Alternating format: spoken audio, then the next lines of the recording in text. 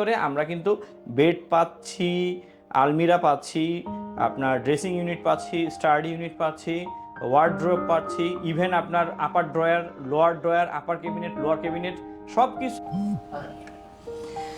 দর্শক শ্রোতা, সকলকে আবারও আমন্ত্রণ একটি ছোট্ট রুমের কাজ নিয়ে। এটা হচ্ছে মাত্র 10x10 অর্থাৎ 100 স্কোয়ার ফিটের একটি স্মল বেডরুম।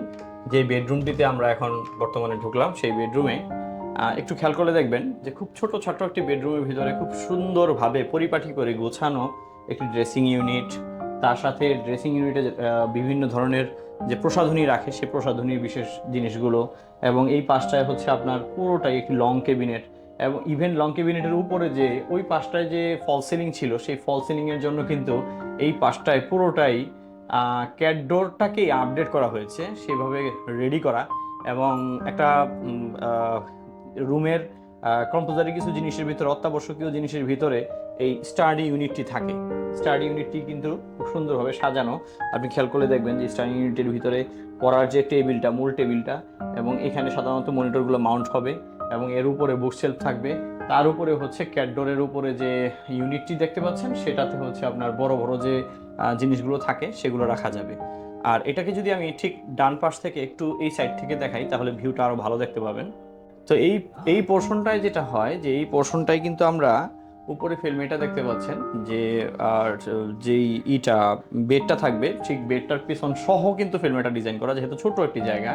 আর এর উপরে সিলিংটা আপনারা 3Dতে হয়তো দেখতে পাচ্ছেন, সিলিংটা খুবই দৃষ্টিনন্দন হবে।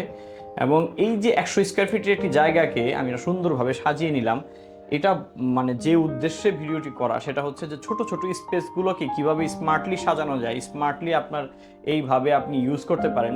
100 স্কোয়ার ফিটের একটি রুমের ভিতরে আপনি কি রাখতে পারেন? আপনি একটা আলমিরা রাখবেন, একটা ওয়ার্ড্রোব রাখবেন, সম্ভব নয়, দুইটা জিনিস ফাংশন করবে না।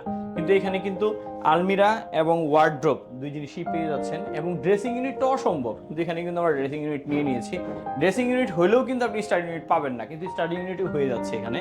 তো এই যে এক্সিকিউট করা কাজগুলো দেখতে পাচ্ছেন যে একটা 100 স্কোয়ার ফিটের রুমকে কিভাবে স্মার্টলি ব্যবহার করবেন, অর্থাৎ রুম ছোট হোক কিন্তু সেটাকে স্মার্ট ফার্নিচারের মাধ্যমে আপনি সেই ছোট রুমটিকে কিভাবে ব্যবহার করতে পারেন সেই জিনিসটি আসলে এখানে দেখানো।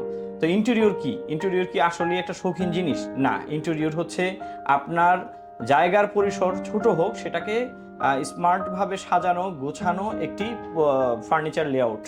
ইন্টেরিয়র হচ্ছে আপনার বর্তমানে একটা প্রয়োজনীয়তা, ইন্টেরিয়র হচ্ছে আপনার আধুনিকতার ছোঁয়া, ইন্টেরিয়র হচ্ছে আপনার দিন শেষে আপনার সঙ্গী। কিভাবে সেটা এই রুমকে দিলেই বুঝতে পারেন। অর্থাৎ 100 স্কোয়ার ফিটের রুমের ভিতরে আমরা কিন্তু বেড পাচ্ছি, আলমিরা পাচ্ছি, আপনার ড্রেসিং ইউনিট পাচ্ছি, স্টাডি ইউনিট পাচ্ছি, ওয়ার্ড্রোব পাচ্ছি, ইভেন আপনার আপার ড্রয়ার, লোয়ার ড্রয়ার, আপার ক্যাবিনেট, লোয়ার ক্যাবিনেট সব কিছুর সংমিশ্রণ আমরা এই 100 স্কোয়ার ফিটে পাচ্ছি।